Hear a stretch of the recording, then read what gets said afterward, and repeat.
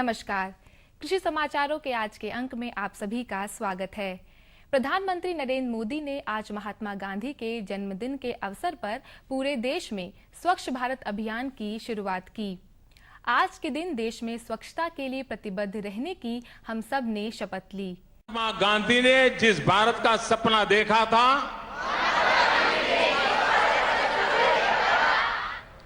उसमें सिर्फ राजनीतिक आजादी ही नहीं थी, बल्कि एक स्वच्छ एवं विकसित देश की कल्पना की थी। महात्मा गांधी ने गुलामी की जंजीरों को तोड़कर मां भारती को आजाद कराया। अब हमारा कर्तव्य है कि गंदगी को दूर करके भारत माता की सेवा करें। मैं शपथ लेता हूं कि मैं स्वयं स्वच्छता के प्रति सजग रहूंगा और उसके लिए समय दूंगा। हर वर्ष 100 घंटे यानी हर सप्ताह 2 घंटे श्रमदान करके स्वच्छता के इस संकल्प को चरितार्थ करूंगा। मैं न गंदगी करूंगा, न किसी और को करने दूंगा। सबसे पहले मैं स्वयं से, मेरे परिवार से, मेरे मोहल्ले से, मेरे गांव से एवं मेरे कार्यस्थल से शुरुआत करूंगा। मैं यह मानता हूं कि दुनिया के जो भी देश स्वच्छ दिखते हैं, उसका कारण यह है कि वहां के नागरिक गंदगी नहीं करते और न ही होने देते हैं। इस विचार के साथ मैं गांव-गांव और गली-गली स्वच्छ भारत मिशन का प्रचार करूंगा। मैं आज जो शपथ ले रहा हूं वह अन्य 100 व्यक्तियों से भी करवाऊंगा। वे भी मेरी तरह स्वच्छता के लिए 100 घंटे दें, इसके लिए प्रयास करूंगा। मुझे मालूम है कि स्वच्छता की तरफ बढ़ाया गया मेरा एक कदम पूरे भारत देश को स्वच्छ बनाने में मदद करेगा। भारत माता की जय। जय हिंद। किसान भाइयों, अब नजर डालते हैं कृषि जगत से जुड़ी खास खबरों पर। इस बार देश के विभिन्न हिस्सों में देर से बरसात के बावजूद खरीफ की धान और अन्य फसलों की कटाई समय पर शुरू हुई है और आने वाले हफ्तों में इसकी आवक बढ़ने की उम्मीद है।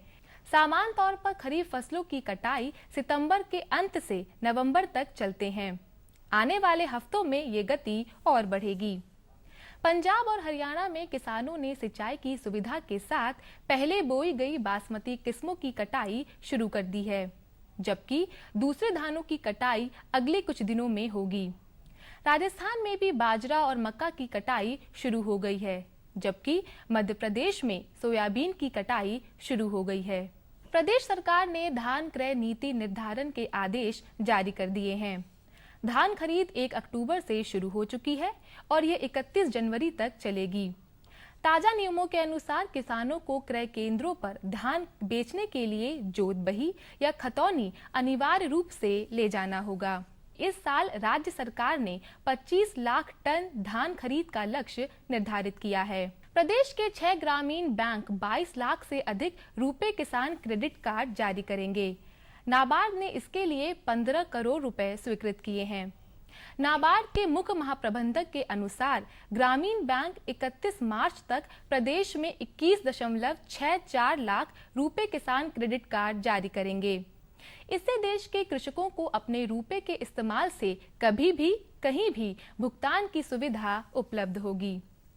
रुपए किसान क्रेडिट कार्ड का उपयोग एटीएम, पॉइंट ऑफ सेल तथा दुकानों आदि पर भुगतान एवं नगद प्राप्ति के लिए किया जा सकेगा। और किसान भाइयों, अब बात करते हैं इस हफ्ते की जाने वाली कृषि गतिविधियों की।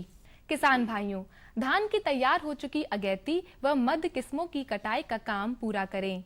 धान का भंडारण करते समय ध्यान रखें कि दानों में नमी 10 से 14% से ज्यादा ना हो, वरना उनके खराब होने का खतरा रहता है। ये धान की बासमती किस्मों में फूल आने का वक्त होता है, लिहाजा खेत में नमी बरकरार रखें। जरूरत के अनुसार सिंचाई करते रहें व फसलों में कड़ी नजर रखें। अगर कीटों या बीमारी का कोई असर दिखाई दे तो विशेषज्ञों से जानकारी लेकर उपयुक्त दवाओं का इस्तेमाल करें। आम के बाग की जुताई करें और पेड़ों के थालों को अच्छी तरह से साफ करें। आमतौर पर आम में अक्टूबर के आसपास गुच्छा नाम की बीमारी लग जाती है। इसकी रोकथाम के लिए नेफ्थलीन एसिटिक एसिड 200 ppm वाले घोल का छिड़काव करें। किसान भाइयों, कृषि समाचारों के बाद आइए अब जानकारी लेते हैं औसत मंडी भावों की।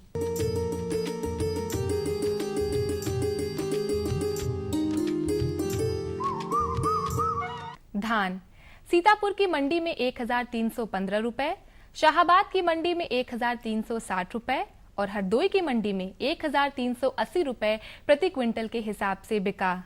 चावल की बात करें तो चावल शाहजहांपुर की मंडी में 2150 रुपए, सीतापुर की मंडी में 2031 रुपए, शाहाबाद की मंडी में 2200 रुपए और हरदोई की मंडी में 2010 रुपए प्रति क्विंटल के हिसाब से बिका।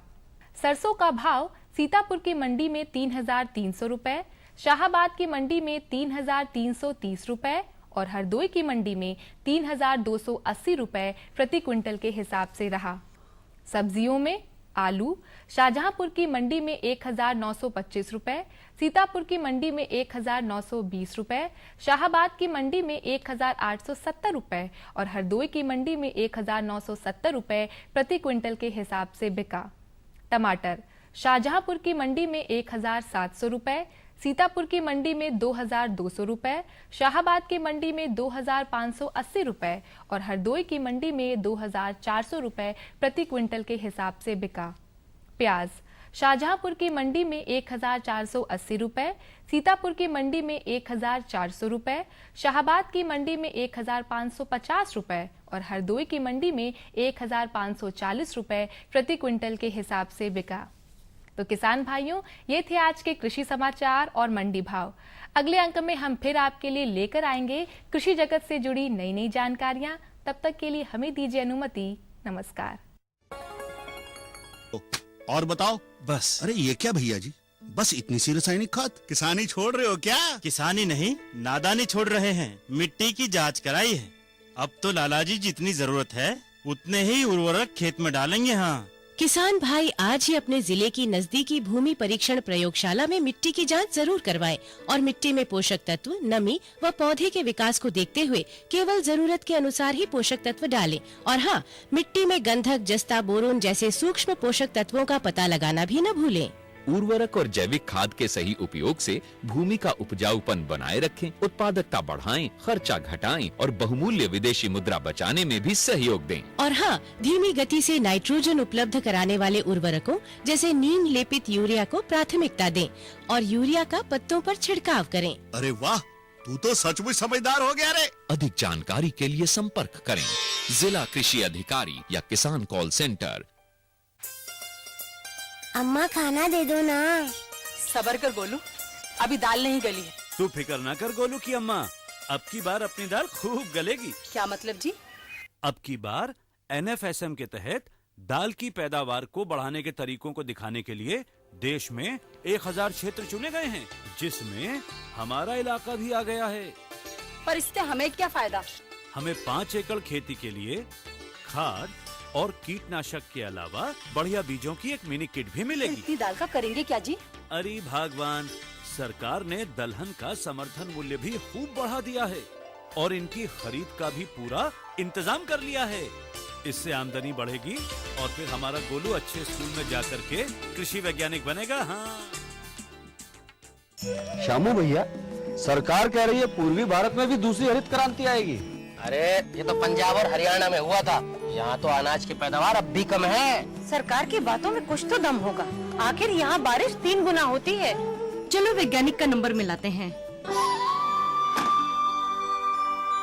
अरे वाह, आ गए। नमस्ते सरपंच जी। हाँ भाई, उपजाऊ जमीन की कीमत को पहचानो। जरूरत है सिर्फ सही किस्म और तकनीक अपनाने की। पूर्वी भारत में सरकार कम गहरे नलकूप और बोरवेल के निर्माण के लिए सहायता दे रही है। लेकिन सरकार से और मिलेगा क्या? भरपूर मदद, जमीन की तैयारी से लेकर फसल की कटाई तक तकनीकी सलाह। 1000 हेक्टेयर के सैकड़ों क्षेत्रों में चावल और गेहूं के खास प्रदर्शन भी चल रहे हैं। अरे वाह, फिर तो हमारे खेत भी लहला उठेंगे। क्या ये सपना सच होगा? हाँ जरूर, पूर्वी भारत अब हरित क्रांति का अग्रदूत होगा। आओ हम सब मिलकर कदम बढ़ाएं।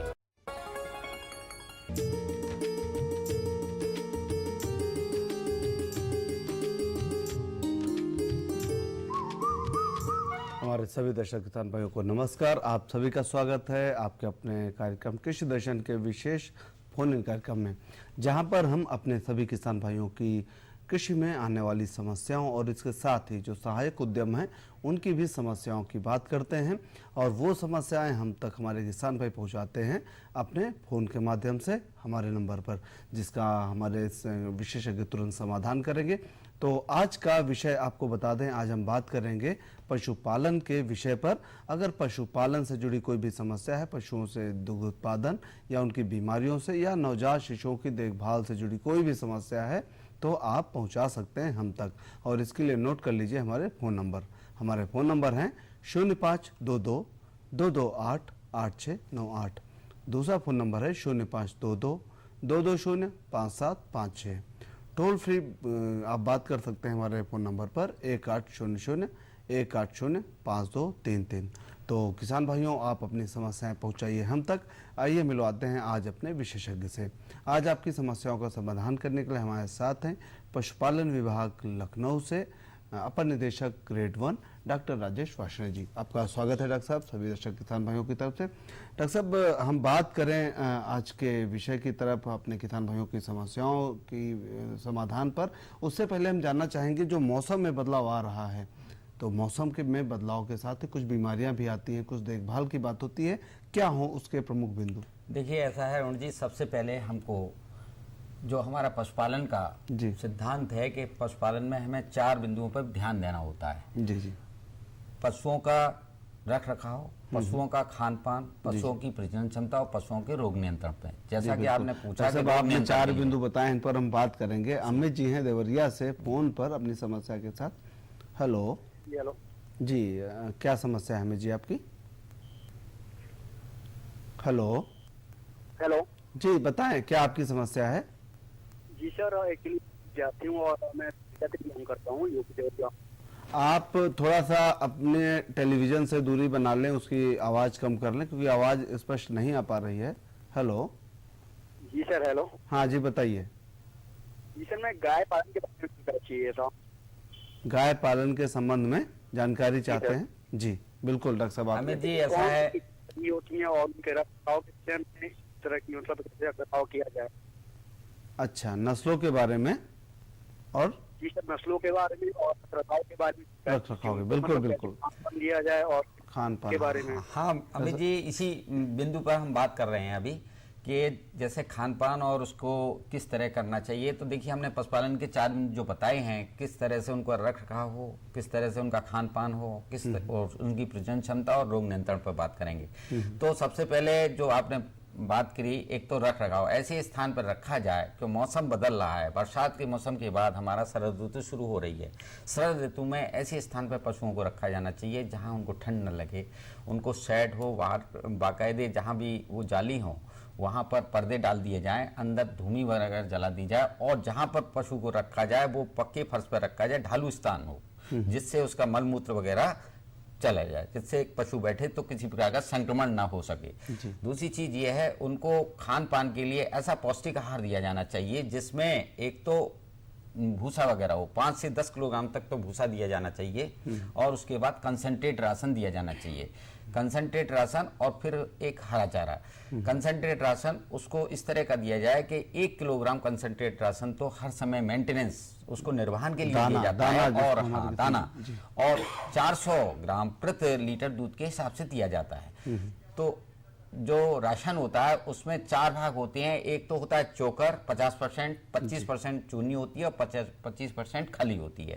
आप घर पे भी बना सकते हैं। हरा चारा जो उपलब्धता होती है उसके हिसाब से 5 से 10 किलोग्राम तक दिया जा सकता है। ये पौष्टिक आहार हो जाता है। और जैसे जाड़ों का मौसम है तो उसमें गुड़ वगैरह, जिससे उसकी पौष्टिकता और बढ़ जाती है। जहाँ तक उसकी मैंने बताया कि इस समय ज्यादातर पशु जो महिषवंशी पशु हैं, भैंस वगैरह हैं, ये इनका ब्यात का सीजन होता है। तो ऐसे सीजन में उनको सबसे मुख्य चीज ये होती है कि इस समय ही जब ब्यात होती है, कृत्रिम मतलब उनको गर्मी पे भी आते हैं जाड़ों में, तो इस तरह के हम जारी रखेंगे खान पान पर चर्चा। आशुतोष जी लाइन पर हैं अपनी समस्या के साथ। हेलो जी, हेलो। हाँ आशुतोष जी बताएं क्या आपकी समस्या है?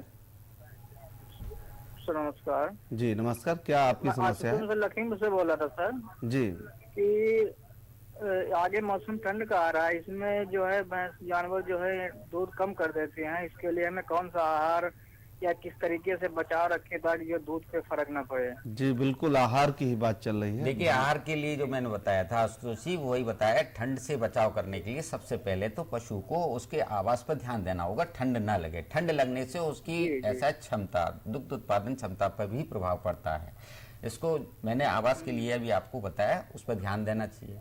दूसरी चीज ये है कि अगर इस समय हमारे पशुओं में सबसे मुख्य चीज ये है, रोग जो होता है उससे बचाव करने की बहुत ज्यादा जरूरत है। अगर इस रोग से बचाव नहीं करेंगे तो पशुपालक भाइयों को, अगर पशु एक 70-80 हजार और 90 हजार का पशु होता है, उसकी अगर हानि हो जाती है तो नुकसान होता है। इसलिए खान पान की बात चल ही रही है, लेकिन ज्ञानचंद जी हैं इलाहाबाद से, इनकी समस्या देखते हैं क्या है पशुपालन से जुड़ी हुई।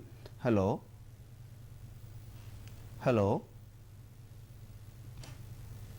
हेलो, शायद डॉक्टर साहब संपर्क तो इस समय जो हमें सबसे ज्यादा जैसे वो उस पर ध्यान देना होगा कि पशु को हमें बचाना है, तो बचाने के लिए रोग नियंत्रण पर ध्यान देना होगा। इस समय सबसे ज्यादा जो बीमारी का जो हमें टीकाकरण करना होता है वो खुरपका मुंहपका बीमारी बहुत ही बड़ी संक्रामक और एक ऐसी बीमारी है जिसमें ये कहा जाए कि हालांकि इससे पशुओं की मृत्यु तो नहीं होती, लेकिन ये एक ऐसी बीमारी है जिससे पशु की बहुत ज्यादा मतलब सबसे भयंकर रोग माना गया विश्व का ये। और इसके लिए हमारे यहाँ हमारे विभाग में 10 अक्टूबर से लेकर के 5 नवंबर तक के लिए इसके अभियान पूरे प्रदेश में चलाया जा रहा है, जिसमें ये होगा कि हमारे जो चिकित्सालय के जो भी हमारे अधिकारी कर्मचारी हैं वो टीम बना करके सभी पूरे जगह गाँव में उसका अभियान पर चर्चा करते हैं। लेकिन इलाहाबाद से किसान भाई हैं फोन पर, देखते हैं क्या है समस्या। हेलो हेलो हेलो जी मिश्रा जी, क्या आपकी समस्या है? हाँ जी सर, मैं ये जानना चाह रहा था जी कि हेलो जी जी आपकी आवाज आ रही, बताएं। हाँ सर, मैं ये जानना चाह रहा था कि एक्चुअली सर जो भैंस को बुखार होता है जी, और मेरे भैंस में मतलब कि प्रॉब्लम ये होती है कि हर मतलब 1 महीने बाद या 1.5 महीने के बाद जो टाइम पीरियड होता है वो अक्सर उसको बुखार की शिकायत रहती है, और मतलब खाना पीना बिल्कुल छोड़ देती है, कोई चारा वगैरह नहीं खाती है। संजय मिश्रा जी, इसके लिए आपको करना ये होगा कि जो भी आपका निकटस्थ जो भी पशु चिकित्सालय है वहाँ के पशु चिकित्सा अधिकारी को जरूर दिखाइए, क्योंकि बार बार बुखार आने का मतलब ये है कि कोई ऐसी चीज़ ज़रूर उसके अंदर है जिसको टॉक्सीमिया डेवलप हो गया है, जिसके अंदर कभी कभी क्या होता है जिससे उसका मतलब चारा पानी छूटा हुआ है। आप उसका विधिवत इलाज करा लीजिए और इलाज से ये पशु ठीक भी हो जाएगा। उसको कभी कभी ज़्यादा दिनों तक कोई वो संक्रमण अगर रह जाता है कहीं तो उससे ये तरह की स्थिति पैदा होती है।